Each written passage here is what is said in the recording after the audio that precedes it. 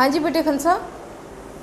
Glucose और oxygen. हाँ जी, इसमें ग्लूकोज मैन्युफैक्चर होता है और किस चीज़ की मैन्युफैक्चरिंग होती है? मैंने बताया था कि ग्लूकोज प्रोड्यूस होता है और साथ कौन सी चीज़ प्रोड्यूस होती है? प्लांट से हमें क्या मिलता है? हाँ जी, कौन सा बच्चा बताएगा हमें प्लांट से जो क्या है, क्या क्या बेनिफिट्स हैं? मिस प्लांट से हमें मिस आवाज आ रही है। हाँ जी, कल ही हमने प्लांट से डिस्कस हमें किया है ना कि कौन कौन से बेनिफिट्स हैं फोटोसिंथेसिस से हमें। प्लांट्स जो हैं वो क्या क्या चीज़ें हमें मिलती हैं, किसी को नहीं पता क्या मिलता है हमें। मिस हमें ऑक्सीजन मिलती है और हम हाँ साथ जी, कुछ प्लांट्स ऑक्सीजन खाते मिलती भी हैं। है। इसके अलावा जो फूड है आपकी वो भी प्लांट से आपको मिलती है। ठीक है, अगर प्लांट्स खुद से फूड नहीं प्रिपेयर करेंगे तो क्या होगा कि आपको जो है वो कोई भी चीज़ खाने के लिए नहीं मिलेगी। ठीक है, अगर प्लांट्स नहीं होंगी तो कोई भी लिविंग थिंग जो है वो यहाँ अर्थ पर पॉसिबल नहीं है। ठीक है, चलें जी, आज का टॉपिक हम स्टार्ट करते हैं। It is on page number 27। ठीक है, ये कौन से पेज पर है? It is on page number 27। Different factors affecting the rate of photosynthesis. यानी यहाँ पर जो है आपने बताना है कि कौन से फैक्टर्स जो हैं वो फोटोसिंथेसिस के प्रोसेस को, जो कि हमने डिटेल में पढ़ चुके हैं, फोटोसिंथेसिस का प्रोसेस, तो उसको किस तरह से अफेक्ट करते हैं। हम वन बाय वन जो है वो हर फैक्टर जो है यहाँ डिस्कस करेंगे। ठीक है, फर्स्ट फैक्टर इज लाइट। ठीक है, सेकेंड वन जो है कार्बन डाइऑक्साइड।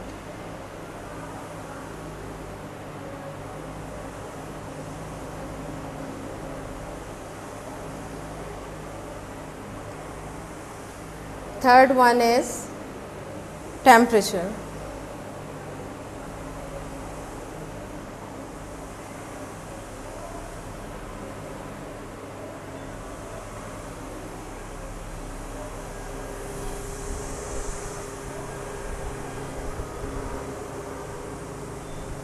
अच्छा जी, फोर्थ वन है इसमें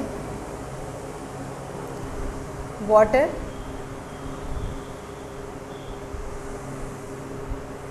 and fifth one is chlorophyll. Chlorophyll. Teacher. ठीक है बच्चों, हम इसको वन बाय वन जो है वो डिस्कस करते हैं कि ये तमाम फैक्टर्स जो हैं वो फोटोसिंथेसिस के प्रोसेस को किस तरह से अफेक्ट करते हैं। ठीक है,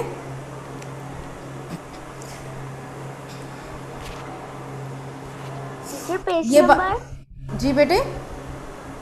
page number.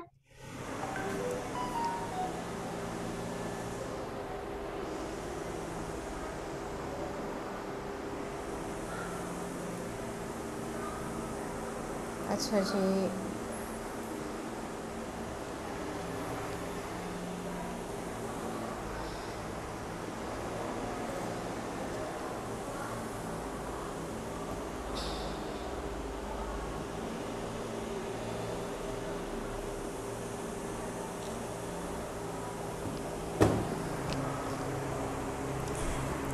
First factor is light. आपको मालूम है कि सनलाइट के प्रेजेंस में प्लांट्स जो हैं अपनी क्या करते हैं, फूड प्रिपेयर करते हैं। ठीक है, लाइट क्या है? It is essential for the process of photosynthesis. किस लिए ज़रूरी है? फोटोसिंथेसिस के प्रोसेस के लिए ज़रूरी है। Photosynthesis doesn't take place in dark. आपको मालूम है कि रात के वक्त जो है वो फोटोसिंथेसिस का प्रोसेस जो है वो नहीं होता। The chlorophyll present in the leaves is able to absorb the red, blue and orange wavelengths. ठीक है, यानी हमारी जो लाइट है, आपको मालूम है कि इसमें कौन से कलर्स होते हैं? 7 कलर्स होते हैं। ठीक है, कभी आपने देखा हो कि रेनबो जो है इसमें आपको 7 कलर्स नज़र आते हैं, लेकिन तमाम के तमाम क्या होते हैं? एक दूसरे में सबमर्ज हुए होते हैं। ठीक है, ब्लू और ग्रीन जो है वो एक दूसरे में मिक्स हुआ होता है, लेकिन थोड़ा बहुत हमें आइडिया हो रहा होता है कि कौन कौन से कलर्स जो हैं प्रेजेंट हैं। ऑरेंज है, रेड है, येलो है, ये तमाम कलर्स जो हैं हमें उसमें रेनबो में नज़र आ रहे होते हैं। ठीक है, अब प्लांट्स जो हैं वो जो लाइट्स एब्जॉर्ब करते हैं उसमें से कौन कौन सी लाइट्स हैं, रेड, ब्लू एंड ऑरेंज। ठीक है, अब ये लाइट्स जब प्लांट एब्जॉर्ब करता है तो ये किस में यूटिलाइज़ करता है, इसे फोटोसिंथेसिस के प्रोसेस में यूटिलाइज़ करता है। ठीक है, तो मेन एनर्जी सोर्स जो है वो प्लांट्स के लिए वो कौन सा है, सन है। ठीक है, कौन सी लाइट है, सनलाइट है। ठीक है, और सनलाइट जो है वो जितनी ज़्यादा होगी उतना ही फोटोसिंथेसिस का प्रोसेस जो है वो ज़्यादा होगा। ठीक है, नेक्स्ट है कार्बन डाइऑक्साइड। ठीक है, आपको पता है कि कार्बन डाइऑक्साइड का क्या फार्मूला होता है, 1 कार्बन होता है इसमें और 2 ऑक्सीजन होते हैं। इस चीज़ को क्या बोलते हैं, it is called as carbon dioxide. ठीक, अब आपको मालूम है कि एटमॉस्फेयर जो है यानी जो आपकी एयर है यही मेन सोर्स है किसका, कार्बन डाइऑक्साइड का। ठीक है, अब अमाउंट जो है कार्बन डाइऑक्साइड की एयर में कितनी है, इट इज़ 0.03 to 0.04%। ठीक है, यानी इसमें कितनी कार्बन डाइऑक्साइड प्रेजेंट होती है, 0.03 से 0.04% तक। आपको पता है कि इसमें मेजर पोर्शन जो है आपकी एयर में कौन सा है, नाइट्रोजन गैस का है। उसके बाद जो है वो 21% के अलावा तकरीबन जो है वो क्या है, ऑक्सीजन प्रेजेंट है। और इसके अलावा ऑक्सीजन के अलावा जो है वो दूसरी गैसेस जो हैं वो माइनर क्वांटिटीज़ में है। ठीक है, जिसमें कार्बन डाइऑक्साइड भी जो है वो बहुत कम कॉन्सेंट्रेशन में होती है। अगर कार्बन डाइऑक्साइड की जो है वो क्वांटिटी ज़्यादा हो जाए तो क्या होगा बच्चों कि जो हमारी एटमॉस्फेयर है इसका टेम्परेचर जो है वो बढ़ जाएगा। ठीक है,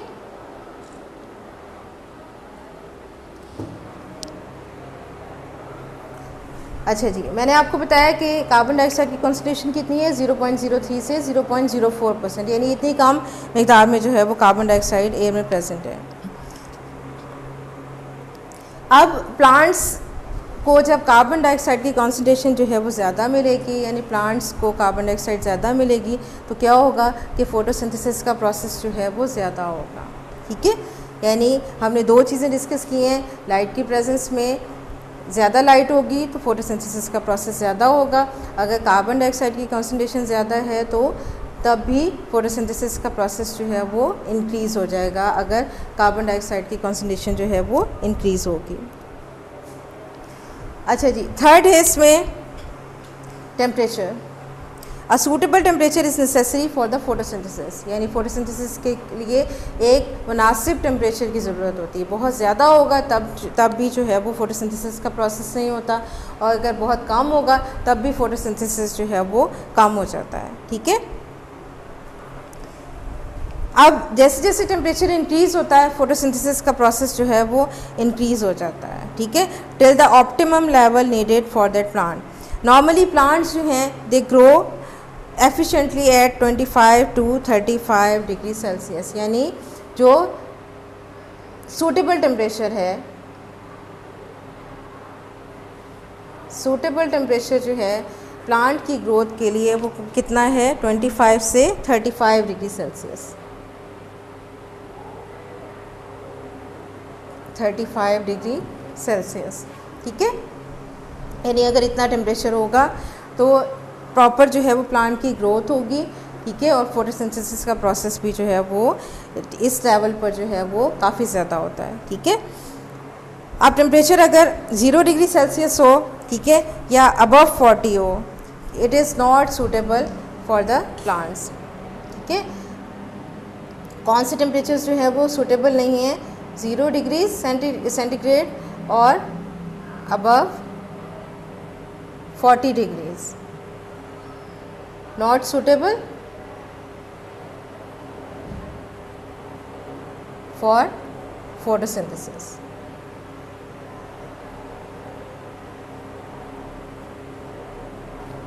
ठीक, हमने क्या चीज़ इसमें डिस्कस की है कि अगर टेम्परेचर इंक्रीज़ होगा तो फोटोसिंथेसिस का प्रोसेस इंक्रीज़ होगा। ठीक है, लेकिन सूटेबल टेम्परेचर जो है जिस पर फोटोसिंथेसिस जो है वो मैक्सिमम होता है वो कौन सा है, 25 डिग्री से 35 डिग्री सेल्सियस। ठीक, अब अगर टेम्परेचर जो है वो बहुत कम होगा, जैसे 0 डिग्री सेल्सियस है, ठीक है, जो कि तकरीबन फ्रीजिंग के करीब, फ्रीजिंग पॉइंट वाटर का है, यहाँ तक पहुँच जाता है, या फिर 40 डिग्री सेल्सियस हो, या 40 डिग्री सेल्सियस से ज़्यादा हो टेम्परेचर, ठीक है, जैसे जून जुलाई में यहाँ पर पहुँच जाता है 45 48 डिग्रीज़। आपको पता है फिर आप अगर आप दरख्तों को जाके देखें तो उनके पत्ते जो हैं वो जलना शुरू हो जाते हैं, ठीक है, यानी ख़राब होना शुरू हो जाते हैं प्लांट्स, अगर उनको प्रॉपर जो है वो वाटर प्रोवाइड ना किया जा सके। इसलिए सूटेबल टेम्परेचर कितना है, 25 से 35 डिग्री सेल्सियस, ठीक है बच्चों।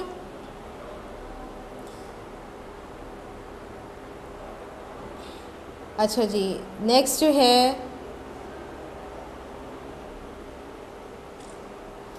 नेक्स्ट इसमें आ जाएगा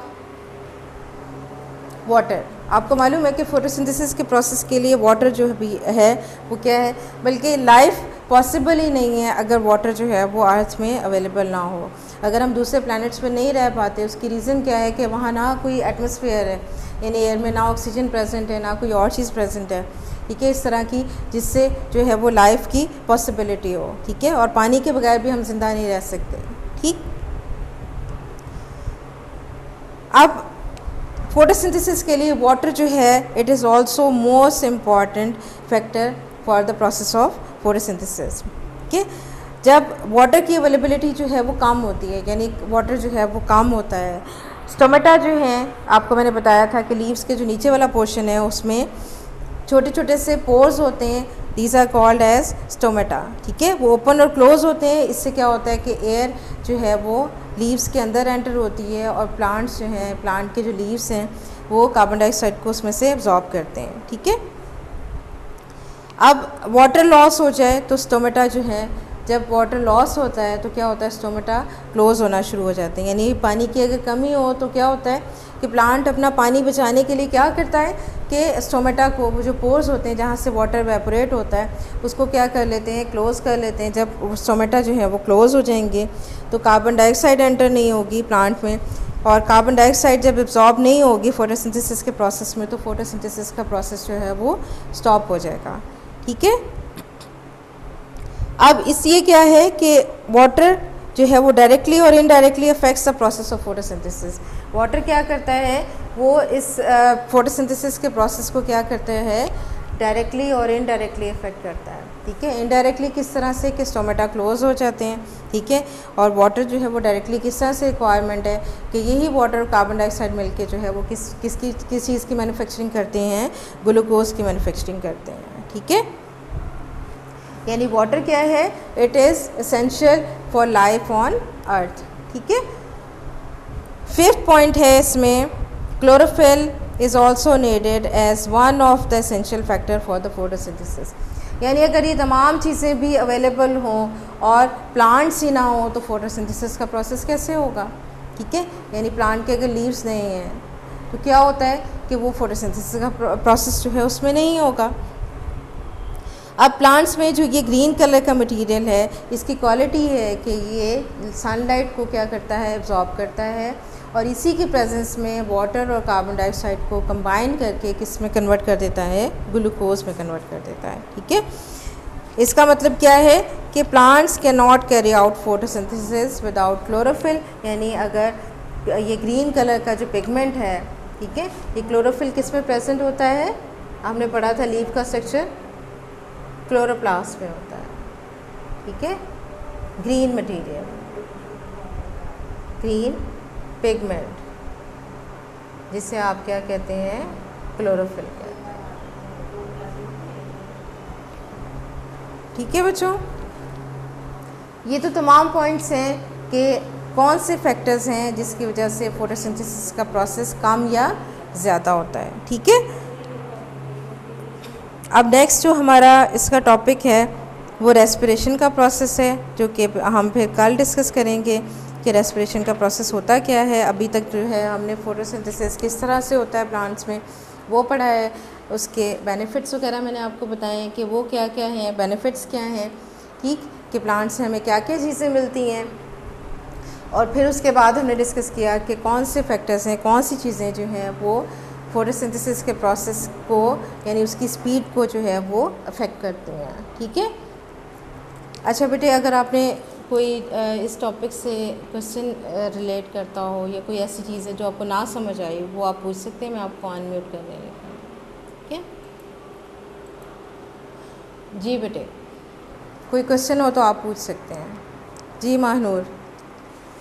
तो बस मैंने पूछना था कि क्लोरोफिल ग्रीन कलर क्यों बनाता है? क्या हुआ है? सॉरी, क्लोरोफिल ग्रीन कलर ही क्यों बनाता है? कोई और कलर भी तो बना सकता है। ग्रीन कलर में क्यों बनाते हैं बेटे? क्लोरोफिल होता ही ग्रीन कलर का है, ठीक है। इसी वजह से प्लांट्स ग्रीन कलर के नज़र आते हैं ना आपको।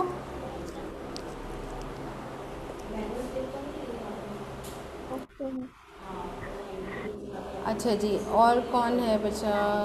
ये कौन है? अनायज़ा अमजद। हाँ जी बेटा, आपने कोई क्वेश्चन पूछना है? No teacher. अनायज़ा ही है आपका नाम? No teacher. अच्छा जी, एमन। बेटे कोई क्वेश्चन हो तो आप पूछ सकती हैं। नो टीचर, मतलब आपने पूरा इतनी अच्छी तरह समझाया कि ज्यादा कुछ करने की जरूरत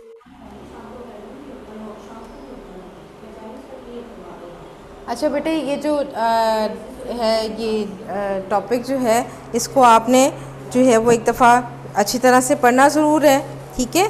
और इससे रेलेवेंट जो है मैं आपको बता देती हूँ कि कोई अगर इसका लॉन्ग या शॉर्ट है वो भी मैं आपसे डिस्कस कर लेती हूँ। ये है आपका नोट्स में long question number 3। Long question number 3 जो है ये नोट्स में है, ठीक है। आपकी बुक में भी दिया होगा कि कौन से फैक्टर्स हैं इसको अफेक्ट करते हैं फोटोसिंथेसिस के प्रोसेस को। मैं बुक का भी आपको जो है वो क्वेश्चन नंबर बता देती हूँ, ठीक है।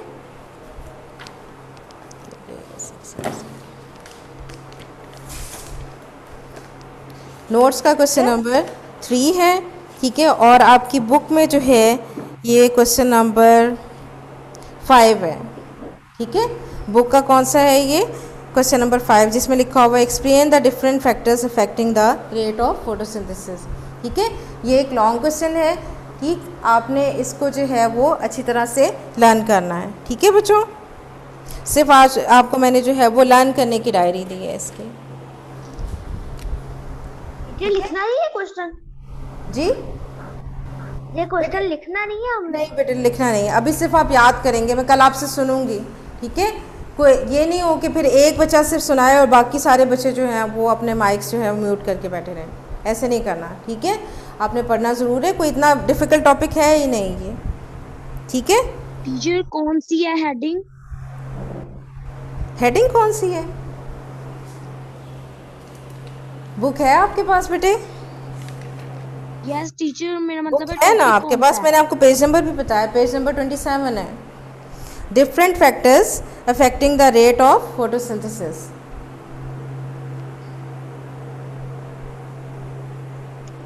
ठीक, बुक में भी है, बुक से लर्न कर लें। जिनके पास नोट्स हैं वो नोट्स से लर्न कर लें, ठीक है बेटे। ओके बच्चे, टाइम ओवर हो गया हुआ है, ठीक है। मैं मीटिंग एंड करने लगे। ओके स्टूडेंट्स, अल्लाह हाफ़िज़।